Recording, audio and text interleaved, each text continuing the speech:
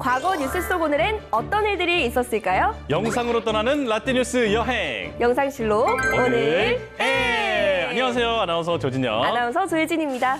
예진 씨 한 주간 네. 잘 지내셨죠? 네, 너무 잘 지냈죠. 저는 요즘에 사실 많이 날씨가 따뜻해졌잖아요. 그래서 제가 올해 목표가 이제 건강 챙기기였는데 건강을 아주 열심히 챙기고 있어요. 산책도 그래요? 하고 자전거도 타고 그러고 있네요. 저는 벌써 반은 잃었어요. 네. 주식을 했는데 반을 이룬 게 아니라 잃었어요. 그것뿐만 아니라 네. 여러 가지 또 목표했던 걸 이루고 있는데 네. 그중에 하나가 바로 오늘 N이거든요. 오. 네, 제가 오늘 N을 열심히 진행하고 있으니까 벌써 올해 목표는 어느 정도 좀 이룬 게 아닌가 이런 생각이 듭니다. 그러네요. 그러면 이제 진혁 선배의 목표는 이 프로그램이 뜨는 거. 그렇죠. 그렇게 해서 나중에 조재석이 되겠다. 딱 야, 좋습니다. 자, 그러면 오늘의 과거 속엔 또 어떤 소식이 있었을지 기대가 되는데요. 그럼 과거 속 오늘은 어떤 역사가 있었는지 함께 보시죠.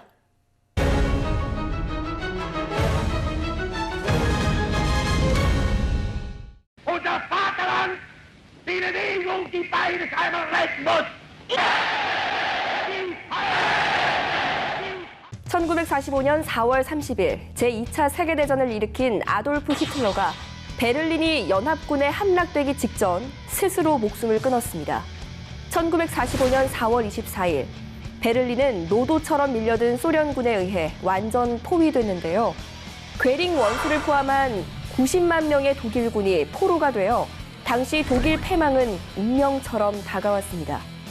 그리고 사망 하루 전 히틀러는 자신과 최후를 함께하기로 한 23세 연하의 연인 에바 브라운과 지역 판사 주관하에 결혼식을 올렸습니다.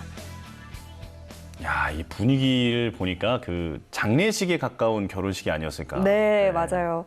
이때 시신을 불태워달라는 유언을 남기기도 했다고 합니다. 결혼식 다음 날인 4월 30일 오후 3시 30분 히틀러와 그의 부인이 된 에바 브라운은 총통관저 지하 방공호에서 청산가리가 든 앰플을 입에 넣고 깨물었습니다. 그리고 히틀러는 그와 동시에 권총으로 자신의 머리를 쐈는데요. 그렇게 유럽 제패의 야욕을 꿈꾸며 수많은 사람들을 학살한 희대의 악마 히틀러가 생을 마감했습니다.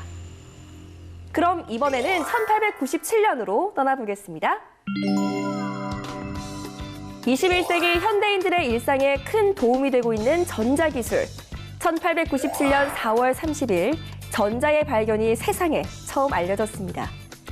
16세기 말부터 전기 현상에 관한 연구는 진행되어 왔지만 19세기까지도 전기 현상은 여전히 미스터리한 영역이었는데요. 사람들은 전기 현상의 존재를 인지하고 있었음에도 정작 전기의 흐름이 무엇으로 구성되어 있는지는 알지 못했습니다. 하긴 그때는 정말 신기했을 거 아니에요. 맞아요. 네. 전기 현상의 존재는 어떻게 인지를 하고 있었던 거예요? 이 진공관에 높은 전압을 가했을 때 마이너스 극에서 플러스 극 쪽으로 어떤 선이 나와서 직진을 하다가 유리관에 부딪히면서 녹색빛을 내는 현상이 있는데요. 그 녹색 형광선의 이름이 바로 음극선이라고 부릅니다. 당시 과학자들은 유리벽에 부딪혀서 빛을 내는 걸 보고 무언가가 존재하는 것이 확실하다 이렇게 생각을 했다고 하네요. 실험 물리학자 조셉 존 톰슨은 연구 중 음극선 현상에 관심을 가졌고 여러 해에 걸쳐 다양한 실험을 수행했는데요. 그 결과 음극선이 전기장과 자기장에 의해 휘어진다는 것을 발견하고 그것을 근거로 음극선은 마이너스를 띤 작은 미립자라는 것을 알아내서 세상에 알렸습니다. 지금은 이 전자제품이 없는 삶은 그 상상조차 어려운데. 어렵죠. 네, 이런 큰 발견이 있었기 때문에 이런 게 다 가능해졌구나. 맞아요. 네, 이런 걸 또 깨닫게 되네요. 네. 자, 그럼 이번에는 1989년으로 떠나보겠습니다. 1989년 4월 30일 대한제국의 마지막 황태자비 이방자 여사가 향년 88세의 나이로 작고했습니다. 그녀는 메이지 천황 조카의 딸로 태어났는데요. 나중에 천황이 된 히로히토의 황태자비 후보로 거론되기도 했지만 일본에 사실상 볼모로와 있던 영친왕 이은의 약혼녀로 1916년 지명됐습니다. 자, 사실 식민 통치를 위해서 계획된 정략 결혼이었잖아요. 네. 그리고 이후 그녀의 삶은 일본의 패전으로 요동쳤습니다. 영친왕과 함께 평민으로 강등됐고 일본 국적을 상실하면서 생활비를 걱정해야 할 처지에 빠지기도 했는데요. 오랜 기다림 끝에 1963년 귀국했지만 한국에서의 삶도 순탄치만은 않았습니다. 남편인 영친왕은 이미 반신불수의 실어증 상태였기 때문입니다. 아니, 그런데 이방자 여사는 복지 사업에 굉장히 관심이 많았다고 알고 있는데 맞나요? 네, 맞아요. 이 사회복지 사업 운영 자금을 마련하기 위해서 일본에서 익혔던 기술을 발휘해 이 칠보를 팔거나 바자회를 열기도 하셨다고 해요. 조선 왕조 마지막 황태자비로서 창덕궁 낙선제에서 여생을 보내고 있는 이방자 여사는 장애자의 해인 올해에 정신박야가와 지체장애자의 교육을 이끌어온 봉사의 나날을 더욱 값지게 보내고 있습니다. 남편인 영친왕을 먼저 떠나보낸 그녀는 1966년 장애아 복지단체인 한국자횡회를 설립하는 등 평생 사회사업에 전념하다가 창덕궁 낙선제에서 조용히 생을 마감했습니다. 4월 30일에 또 다른 소식을 살펴보면요. 1976년에는 내무부에서 매달 말일을 반상회의 날로 지정하는 발표가 있었습니다. 그때는 반상회를 권장했었나 보네요. 이렇게 네. 날짜까지 지정한 걸 보면. 이유가 있었어요. 당시 반상회는요, 각 시도 조례에 따라서 매달 한 번씩 열렸는데요.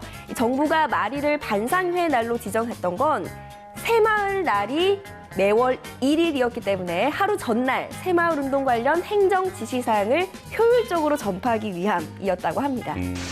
그리고 2013년 4월 30일에는 빌럼 알렉산더르가 네덜란드 국왕으로 즉위했습니다. 근데 이분은요, 국왕 말고 직업이 하나 더 있었다고 해요. 아니, 왕이 투잡이라고요? 네, 투잡. 바로 부캐가 바로 비행기 조종사였다고 하거든요. 2017년에 한 인터뷰를 통해서 밝혔는데 그동안 20여 년간 국민들 몰래 근무를 해왔다고 합니다. 야, 아니 안내 방송할 때 네. 그 기장이면 자기가 얘기를 하잖아요. 맞아요. 국왕인데 어떻게 몰랐지? 이게 기장만 대표로 말하기 때문에 이름을 밝힌 필요는 없었대요. 부기장이셨나 보다. 네. 자, 그리고 또 매년 4월 30일은요, 2011년 유네스코가 정한 국제 재즈의 날이기도 합니다. 이 재즈는 1900년대 다양한 인종들이 모여 살던 뉴올리언스에서 생겨났는데요. 당시 아프리카계 미국인들이 노동으로 힘든 삶을 위로하기 위해 연주를 시작한 데서 유래됐습니다. 한마디로 말하면 그 노동요인 것 맞아요. 같아요. 네, 뭐 역시 기운나게 하는 데는 음악이 최고죠. 맞아요. 자, 오늘 저희와 함께 역사를 하나씩 살펴봤는데요. 영상실록으로 만나본 오늘의 과거, 여러분은 어떠셨나요? 그럼 다음 시간 더 알찬 이야기로 만나요.